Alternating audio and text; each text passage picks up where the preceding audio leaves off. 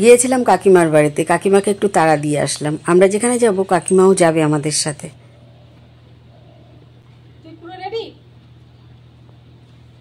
Guys, আমি পপির আবারও একটা নতুন ভিডিওতে তোমাদের সকলকে স্বাগত জানাই।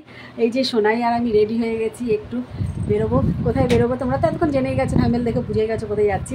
তো সাথে থাকো, দেখতে পাবে। আমি আর সোনাই যাচ্ছি, আর যাবে কাকিমা। এই তিনজন মিলে যাবো। টোটো আসুক, টোটো আসার অপেক্ষা, এখন রেডি হয়ে রয়েছে।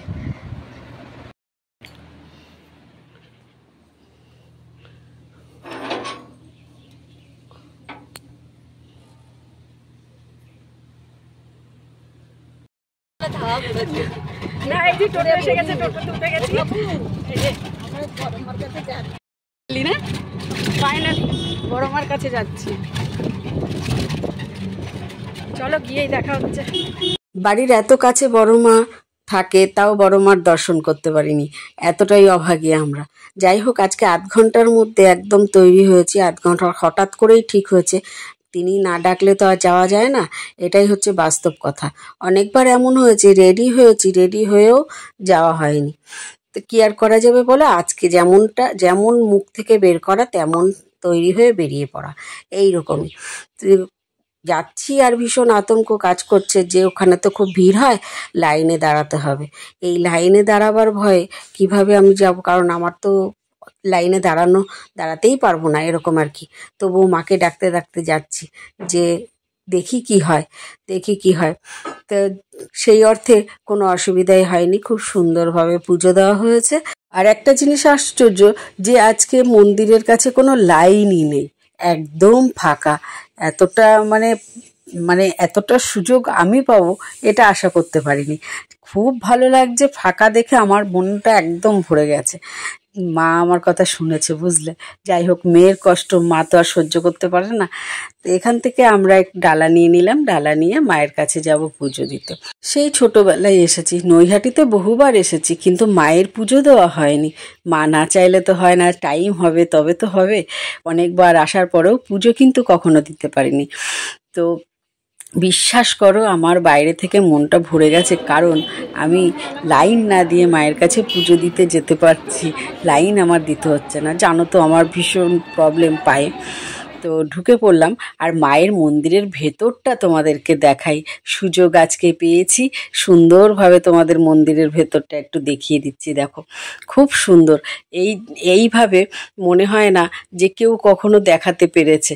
এত সুন্দরভাবে ভেতরটা দেখো, খুব সুন্দর, নিরিবিলি ঠান্ডা পরিবেশ, আর যেন সত্যি মন একদম ভরে গেছে। আমি পুজো দিয়ে একটা জায়গায় চুপচাপ মায়ের দিকে তাকিয়ে অনেকক্ষণ বসে থাকতে পেরেছি, যেটা আশা করতে পারিনি কখনো যে বড় মার এখানে এসে সেটা করতে পারবো। সত্যি কথা আশা করতে পারিনি। এখানে যা জনস্রোত যেভাবে লেগে থাকে।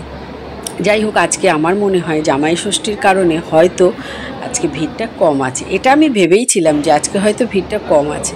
মা আমার কথা শুনেছে, খুব শান্তি করে মায়ের পুজো দিয়েছি। জয় মা বড় মার জয়, জয় বড় মার জয়, জয় বড় মার জয়। পুজো দিয়ে মানে মনটা আমার আজকে ভীষণ ভরে গেল, বলে বোঝাতে পারবো না। বললাম না, আমি আশাই করতে পারিনি এত সুন্দর পুজো দেবো। পাশে দেখো, এখানে রাধা গোবিন্দও আছে, ভীষণ ভালো লাগছে। আর এই রাধা গোবিন্দটা দেখে আমার ইনসাইড আউটের সৌহার্দ্য রাধা গোবিন্দ তো লক্ষ্মীনারায়ণটা মনে পড়ে গেল, ভীষণ ভালো লাগছে। প্রণাম করে বেরিয়ে পড়লাম। হয়ে গেছে পুজো দেওয়া, অনেকক্ষণ আমি বসে থাকতে পেরেছি, ভেতরটা ভালো লাগছিল, আসতে ইচ্ছা করছিল না। খুব সুন্দর পুজো দিয়েছি আজকে, ভাবতে পারিনি। খুব ফাঁকা, দারুণ, খুব সুন্দরভাবে পুজো দিয়েছি। এত আওয়াজ যে ভয়েস দিয়ে কথা বলতে হচ্ছে, কিছু করার নেই। তো দেখো, এখানেই আমরা মার্কেট করতে আসতাম ছোটোবেলায়, আমাদের এটা মার্কেটেরই জায়গা ছিল, বাপের বাড়ির যেহেতু কাছাকাছি, তো যত মার্কেট সব আমরা এখান থেকেই করতাম। আর এখন তো আর হয় না, এখন আমরা কাঁচরাপাড়ায় যাই, শ্বশুরবাড়ির ওই দিকটা। তো এইভাবেই আর কি এসছি। বড় মা জানতাম, কিন্তু বড় মা তো ভাইরাল হওয়ার পর, এখন তো ভাইরাল, কিন্তু তখন তো এত ভাইরাল ছিল না।